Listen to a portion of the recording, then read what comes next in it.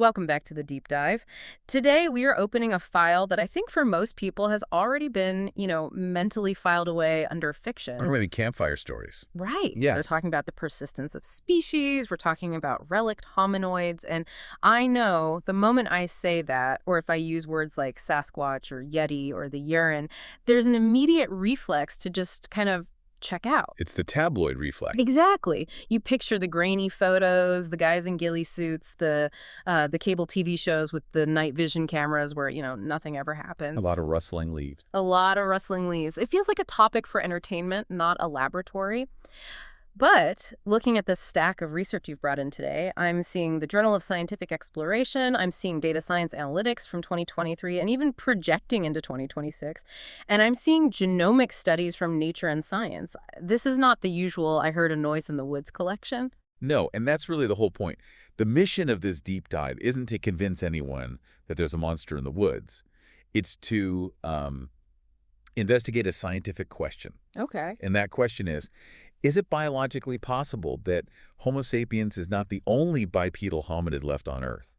We treat this as a ghost story, but really we should be treating it as a question of zoology and anthropology. A question of persistence. Exactly, persistence. We have this sort of neat and tidy narrative that we won the evolutionary lottery and everyone else died out millions of years ago. But the data we're going to look at today, and it comes from everywhere, from footprint biomechanics all the way to ancient DNA, it suggests that the story is, well, it's a lot messier than that. Okay, well, before we get to the DNA, which I have to say, looking at these notes, is the part that actually blew my mind. We have to eat our vegetables. Absolutely. We have to start with the skepticism. Because if, say, 99% of this stuff is nonsense, we need to clear all that away to see if there's a 1% that actually matters. You have to. And you cannot have an honest conversation about Sasquatch without first talking about bears. Bears. It always comes back to bears. This is the study by Flo Foxon you flagged for me. Yes, Flo Foxon. This is a data scientist who decided to stop treating sightings as individual stories and start treating them as data points on a map. A quantitative approach. Precisely. He published analyses in 2023 and his updated work leading into 2026 where he looks at the distribution of Sasquatch reports across the United States and Canada. Right. And he overlays that with the distribution of black bear populations. So he's just looking for a correlation. Where there are Bigfoot sightings, are there also bears? He's running a regression analysis, yeah. He wanted to see if the density of Bigfoot sightings maps onto the density of Ursus americanus. And the results were, well, they were incredibly stark. There's a statistically significant positive correlation. Meaning, where there are more bears, people see more Bigfoot. That's it, exactly. Foxon found that for every 1,000 bears you have in a given geographic area, you see roughly a 4% increase in Sasquatch sightings. 4% doesn't sound like a huge number on its own. It doesn't. But when you scale that up across the continent, across the thousands upon thousands of bear populations in the Pacific Northwest or Appalachia, the numbers just lock in. The model becomes very predictive. What's the final ratio then? Well, across North America, there is one Sasquatch report for roughly every 5,000 black bears. Some of the models, depending on how you filter the data, like if you try to remove obvious hoaxes, they can tighten that down to one report for every 900 bears. One for every 900. That's a lot closer. So is it just bears walking on their hind legs? That is the most logical conclusion from the data. Okay, let's play devil's advocate here for a second. Correlation doesn't equal causation. Of course not. Just because bears and Bigfoot, or alleged Bigfoot, live in the same woods doesn't mean they are the same thing. I mean, they could just prefer the same habitat, right? Deer live there too. That is a completely valid critique, and Foxon does address that. But the key isn't just habitat. It's the high potential for visual misidentification. A deer doesn't really look like a person, but a black bear does. Think about the morphology for a second. An adult male black bear stands about 6 feet tall when it rears up on its hind legs. Which they do. I've seen videos of it. They do it all the time to check for threats or sniff the air. So you've got this 6-foot-tall animal. It's covered in dark, shaggy hair. It has these broad shoulders. Imagine seeing that in low light through a thicket of trees. Yeah. Your brain isn't going to process, oh, that's a bear checking for scents. Your brain is going to say humanoid. It's pareidolia. Classic pareidolia. Yeah. We are evolutionarily hardwired to recognize the human shape. It's a survival mechanism. Our brains are pattern recognition machines, and the most important pattern is us. spotting a friend or a foe in the distance. Exactly. So if you see an ambiguous, upright, dark shape, your brain just snaps it into a human template. So Foxton's conclusion, and I think it's the responsible scientific one, is that a significant majority of these sightings are just misidentified bears. Okay. So if I'm a skeptic, I stop reading right there. I close the book, I say, it's bears, the math proves it, let's pack it up and go home. And that is where most of the scientific community does stop.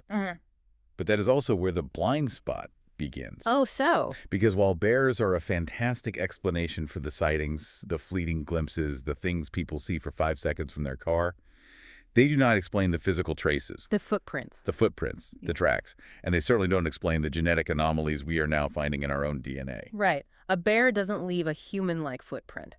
And that leads us to the second layer of this whole investigation. You call it the problem of the paradigm. You've got a note here about the single species hypothesis. This is critical context. It's so important for understanding why science, as a whole, has been so dismissive of this topic. Okay. If you went to a university in the 1970s or 80s and you studied anthropology, you were taught the single species hypothesis as if it were gospel. Right. It's based on a fundamental ecological principle called Gause's law, or the Competitive Exclusion Principle. Which states what, exactly? In simple terms, it states that two species cannot coexist if they compete for the exact same resources. The same food, the same shelter, the same ecological niche. Okay, that makes sense. One will eventually outcompete the other. One will inevitably outcompete the other and drive it to extinction. Survival of the fittest. Got it. So the logic that followed from that was, humans, Homo sapiens, we are the ultimate generalists. We use tools, we hunt everything, we can live anywhere from the Arctic to the desert. We're the top of the food chain. We're the top of the pyramid. Therefore, we would have wiped out any other bipedal intelligent hominid millions of years ago.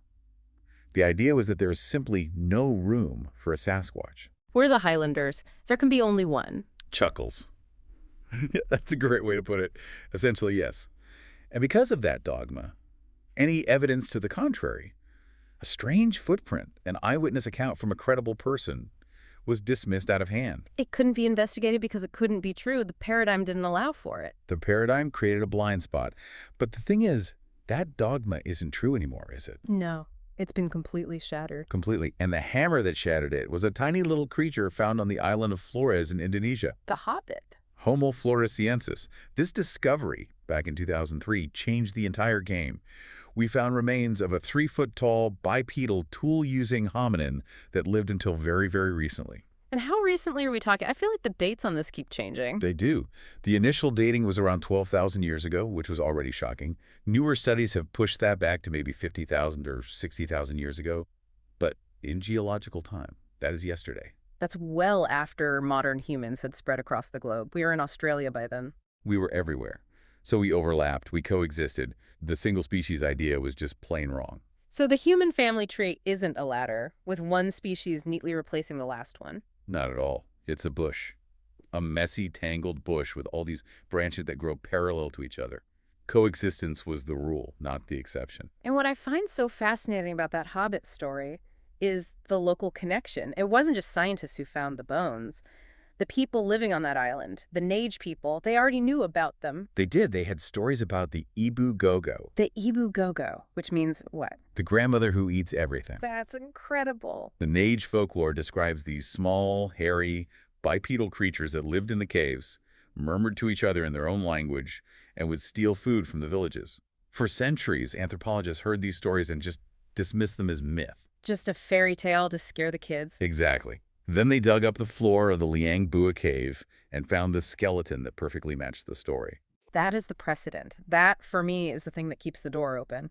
If the Ibu Gogo was real, based on a real coexisting hominid, why is it impossible for the wild man to be real? It's not impossible. That's the entire shift in thinking. Yeah. It went from being impossible to being biologically plausible. Yeah. It just becomes a question of refugia. Refugia. A remote area where a species can survive, isolated from the rest of the world. Just because we are the only ones left now doesn't mean it was always that way, or that some stragglers couldn't persist in those deep, dark places on the map. Okay, so biology allows for it. The paradigm has shifted, but let's look at the actual evidence on the table. We're not talking about folklore anymore. We're talking about footprints.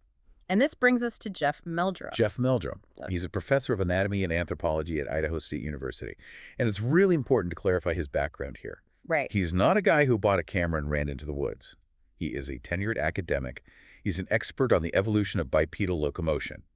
His specialty is studying how primates walk. And he's published on this topic in the Journal of Scientific Exploration. He has. And over the years, he has amassed a collection of over 300 cast specimens of alleged Sasquatch tracks. 300. Now, I know what you're thinking. I know what the listener's thinking. Footprints are fakeable. Of course they are. I mean, absolutely. You get some plywood, you cut out a Bigfoot shape, maybe you screw some blocks on the bottom for toes. People have even admitted to doing this. It's a classic prank. People have. And Meldrum is the first to acknowledge that. There are obvious clumsy fakes in the database. But his argument, the core of his research, is that there is a subset of these tracks, maybe 10 or 15% of the total, that display anatomical features that a static piece of wood simply cannot produce. Okay, walk me through that. What are we looking for in a print that screams real instead of hoax? We need to do a little anatomy lesson first. If you look at your own foot, or just think about how it feels in a shoe, humans have a longitudinal arch. The curve on the inside of the foot. Right, and that arch is rigid. It acts like a spring when we walk or run. It's an adaptation for endurance running on the savanna. When you push off the ground, your foot becomes a stiff lever. Got it, like a diving board. That's a perfect analogy. Now, great apes, chimpanzees, gorillas, orangutans do not have that rigid arch. Their feet are flat and flexible. They have very specific joint structure that allows for something called a mid-tarsal break. A mid-tarsal break? That sounds painful. It sounds like an injury, but it's actually a design feature. It means the foot can flex in the middle, halfway between the ankle and the toes. Okay, and why do they have that? Apes use this to wrap their feet around tree branches for climbing. It gives them a second set of hands, essentially. But when they walk on flat ground, that flexibility does something very, very specific to the soil they step on. What does it do? It creates a pressure ridge.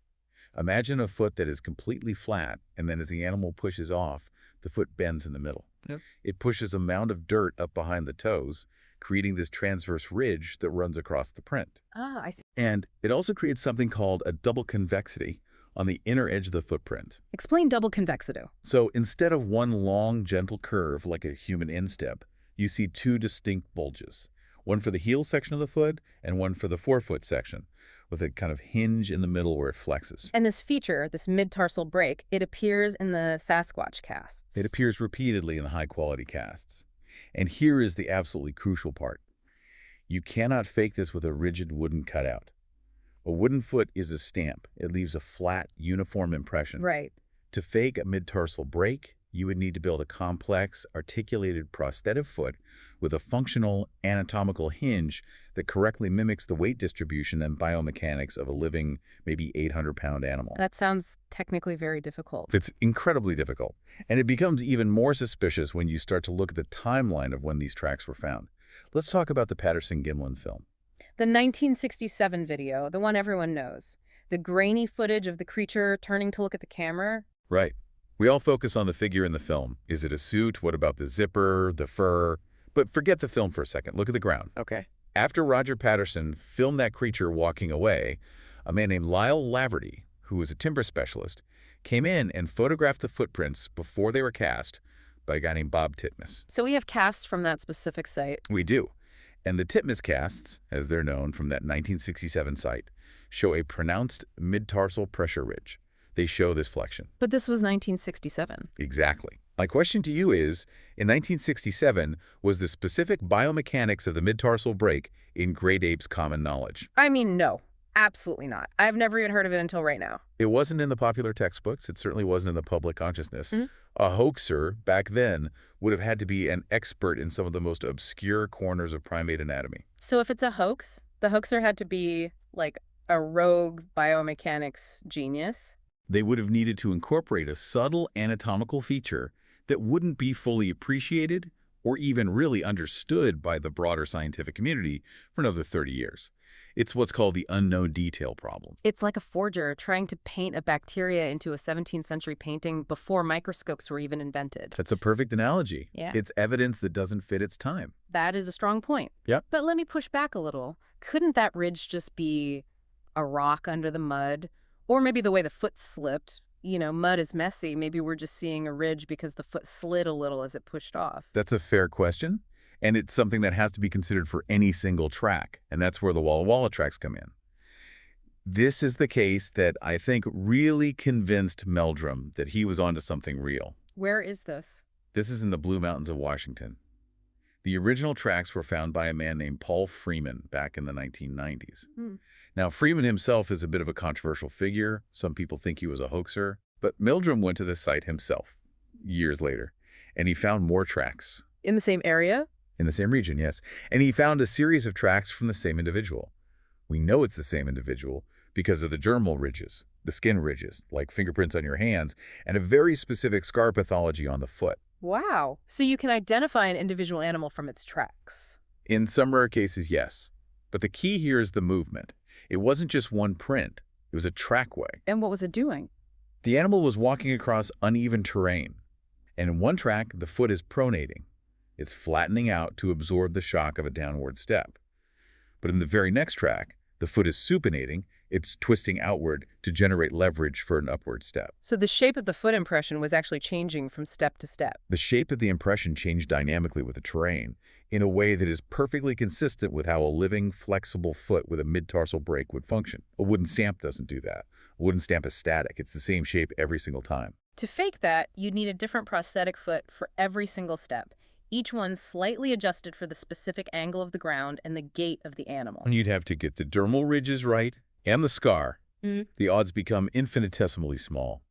Meldrum's argument is that the most parsimonious explanation for a trail of footprints that display dynamic living anatomy is, well, a living foot.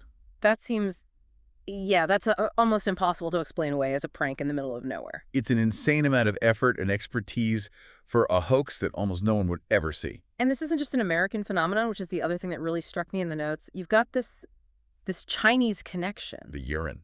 The Chinese wild man. The wild man of the Shenangjia Reserve. Right. In 1995, a park ranger named Yuan Yuhao was on patrol deep in the reserve. He claimed to see a urine, a wild man.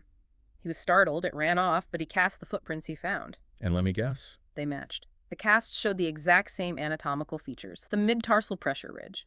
The double convexity. Okay, stop. So we have a ranger in rural China in 1995. This is pre-internet for all practical purposes, especially in that part of the world. Correct. No easy access to obscure American cryptozoology websites. And he produces a cast that matches the very specific anatomical peculiarities of a cast from Northern California in 1967. A feature that, again, was largely unpublished and unknown outside of a very small circle of anatomists. It raises a very difficult question for the skeptics. How? Unless there is a secret international guild of biomechanically brilliant hoaxers who are exchanging 3D molds of anatomically correct primate feet, it suggests a common biological mechanism. It suggests that whatever made the track in California and whatever made the track in China shares the same basic foot structure. Exactly. Okay, that lands. That's much harder to dismiss than a blurry photo. But at the end of the day, footprints are still just marks in the dirt. We need a body. Yeah. Or barring a body, we need biology. And this is where we have to pivot to the heavy stuff. The genetics. This is the revolution. If footprints are the old evidence, then ancient DNA is the new evidence, and it has completely fundamentally rewritten the timeline of human history in the last 15 years. We need to talk about the Denisovans. The Denisovans, yeah, 10, 15 years ago, this word didn't exist in the popular lexicon. It didn't exist in science. Yeah. In 2010, researchers at the Max Planck Institute were sequencing DNA from a tiny fragment of a pinky bone found in the Denisova cave in Siberia. They assumed it was either a Neanderthal or an early modern human. Just from a tiny bone fragment? Tiny. But the cold conditions of the cave preserved the DNA perfectly.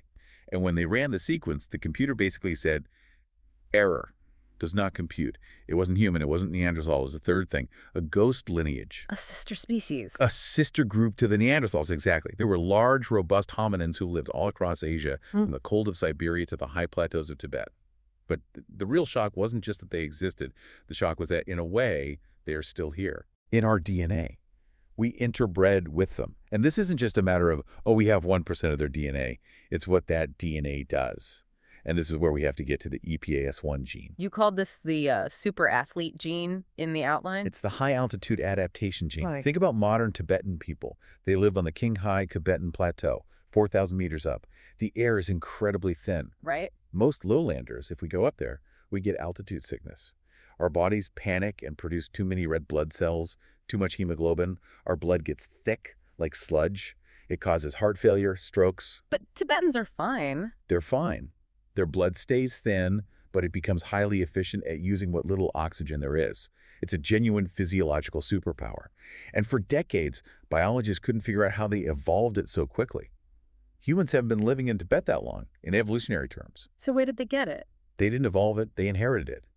When researchers sequenced the EPAS1 gene in Tibetans, they found a specific version, a haplotype, a specific block of DNA code that was completely unique to them. How unique? It's 32.7 kilobases long. Think of it like a paragraph in a book. If you and I both write a short sentence that happens to say, "The cat sat on the mat," that could be a coincidence.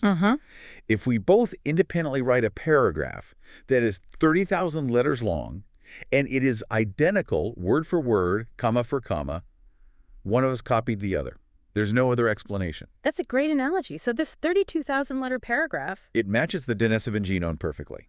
It does not exist in other human populations. The ancestors of modern Tibetans arrived on the plateau, met the Denisovans who'd been living there for hundreds of thousands of years, and interbred. And they acquired the hardware to survive the cold and the altitude. They got a genetic software update. It's called adaptive integration. So let's connect the dots here. We have a massive, robust, archaic human species. We know they lived in and were adapted to the high-altitude environment of the Himalayas.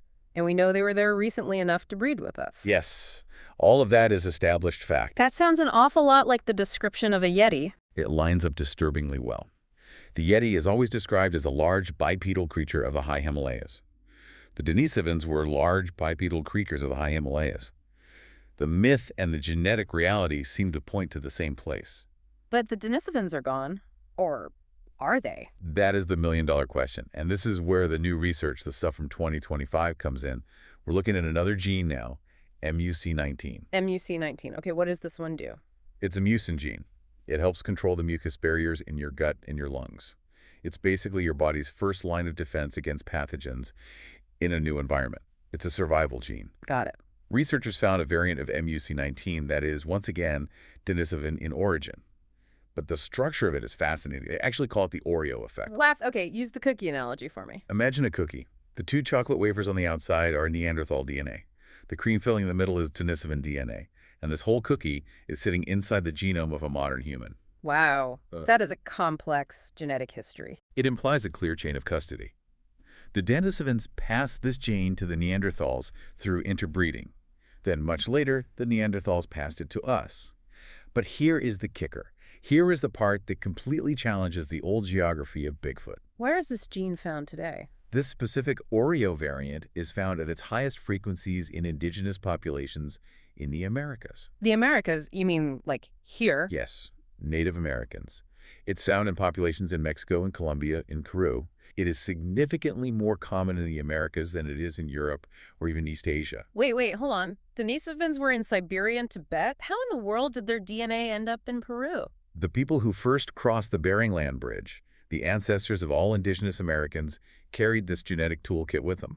This gene likely helped them survive the harsh Arctic conditions of the land bridge and then adapt to the new diseases and environments of the Americas. But this opens up a massive, massive speculative door. Because if the genes made it to America, is it even remotely possible that the Denisovans themselves made it to America? That is the controversial but logical next question. We usually assume the Bering Land Bridge was a humans-only club.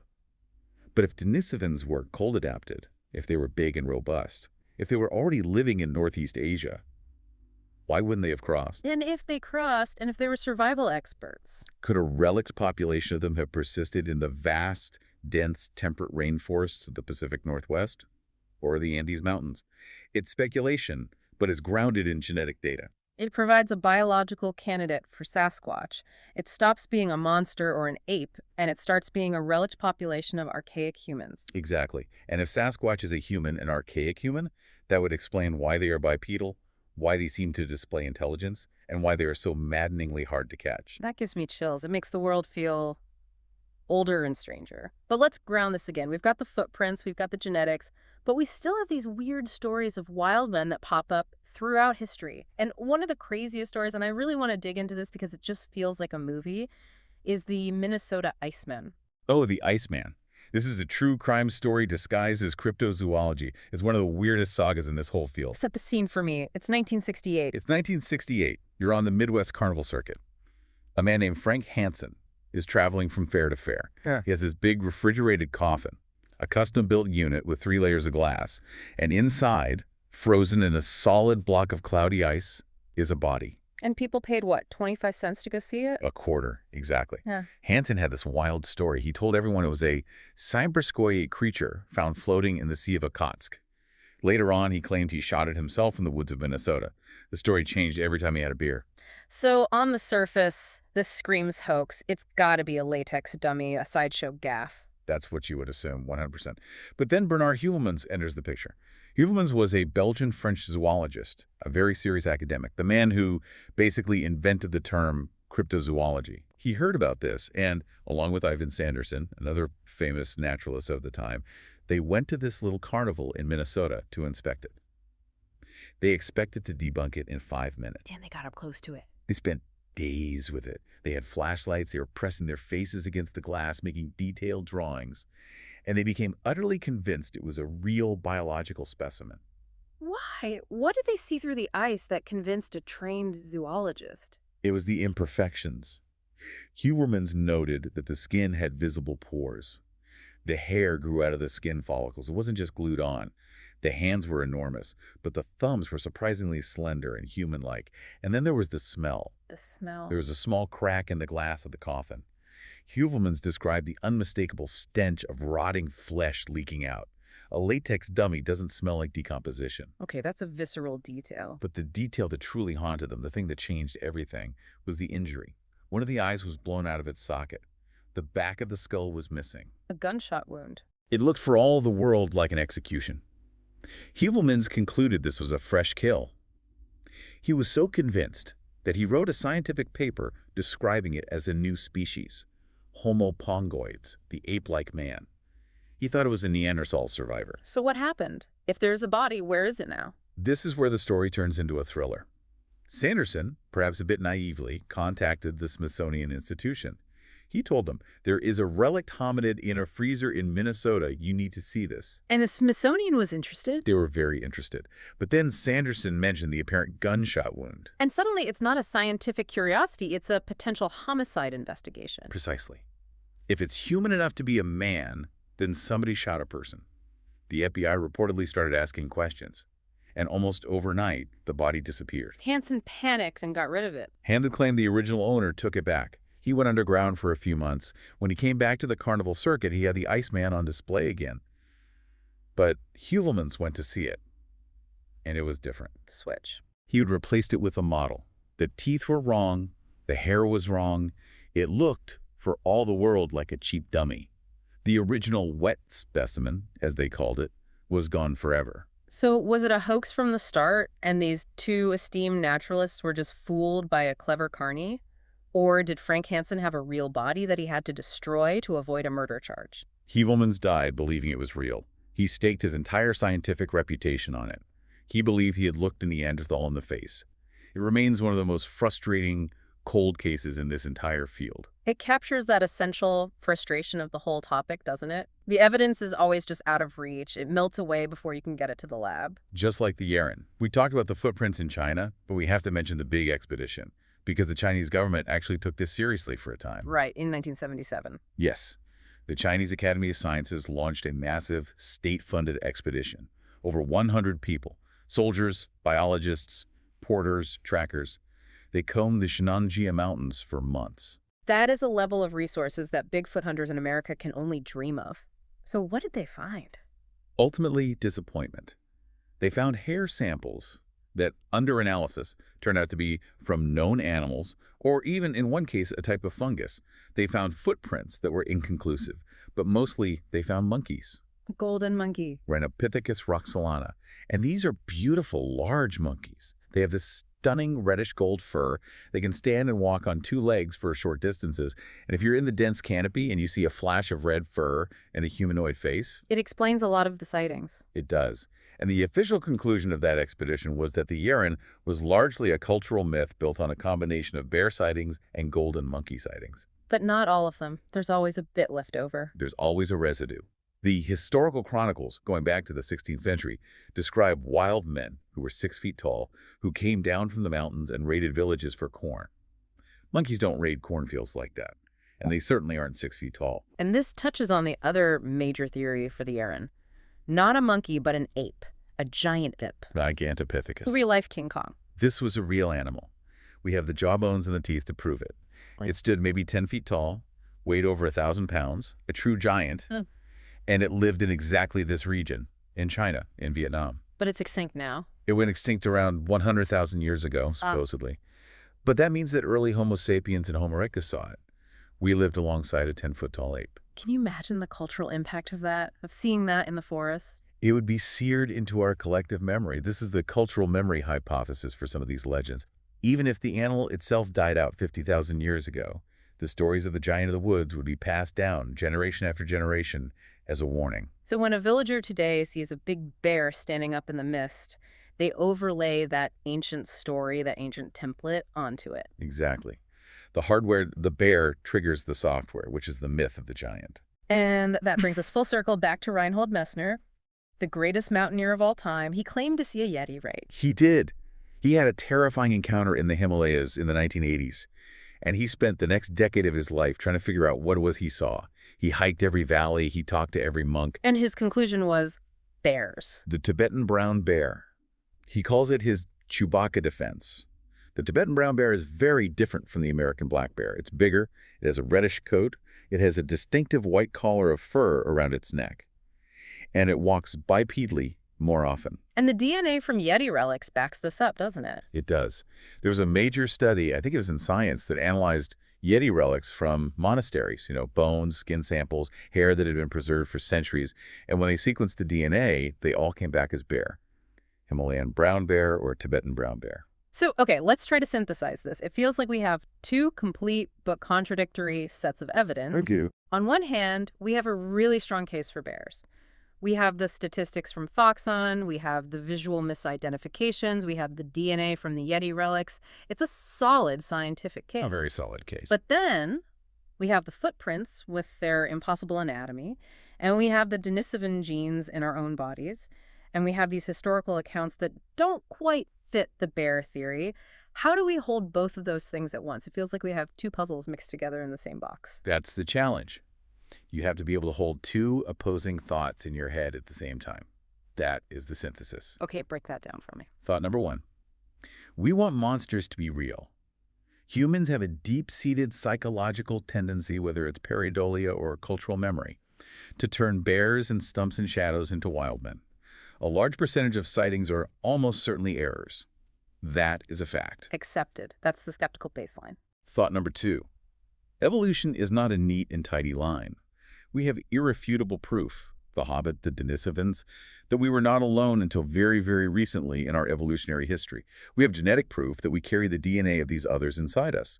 And we have biomechanical evidence in the footprints that suggests something with a non-human primate foot is walking in the deep woods of the world. So the question remains, if they are real, where are they? Why don't we have a body? Why hasn't a hunter shot one and brought it to CNN? This is the final piece of the puzzle. It's not about anatomy, it's about ecology. Specifically a concept called niche differentiation. Which means what? It means that if a species is going to survive alongside a dominant predator like Homo sapiens, it has to occupy a realized niche that the predator ignores. It has to go where we don't. But where do we ignore? We're everywhere. We have satellites, we have drones. Are we?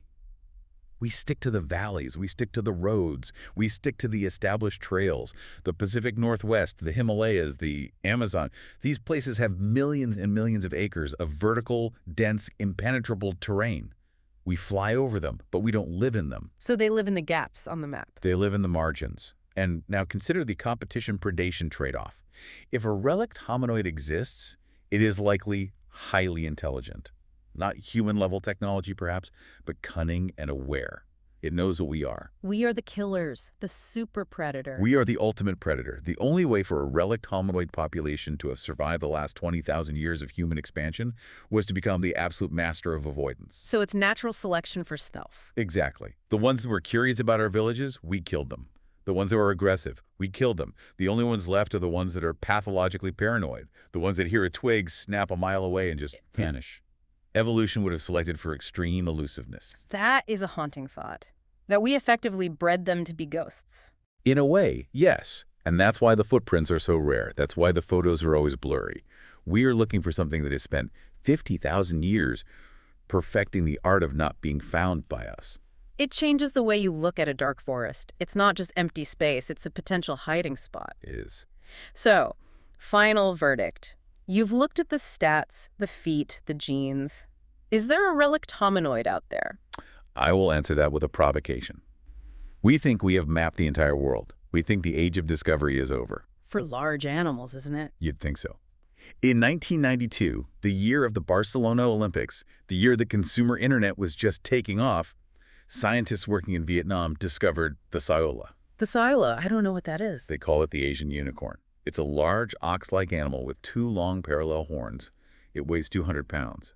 It had been living in the dense forests of Vietnam, a heavily populated country, completely unknown to science until 1992. That's incredibly recent. And even more recently, in 2017, just a few years ago, we officially identified the Tapanuli orangutan, a new species of great ape, one of our closest living relatives living on the island of Sumatra.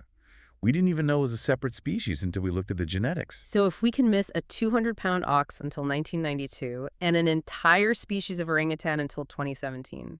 Is it truly impossible that one more branch of our own family tree, a Denisovan survivor, a persistent Homo erectus, is hiding in the deep woods? No, it is not impossible. Improbable, perhaps. Sure. But biologically impossible. I don't think we can say that anymore. And I think that is the perfect place to leave it. Not with a definitive yes or no, but with a scientifically backed maybe. The door is ajar. I want to encourage everyone listening. Don't just take our word for it. Pull up the papers. Look at the Meldrum footprint cast. Just Google Titmus cast mid-tarsal break. Look at the Foxon distribution maps. Be critical, but maybe keep that little bit of wonder. And watch where you step in the woods. Exactly. You never know what or who might have stepped there first. Thanks for diving deep with us. We'll see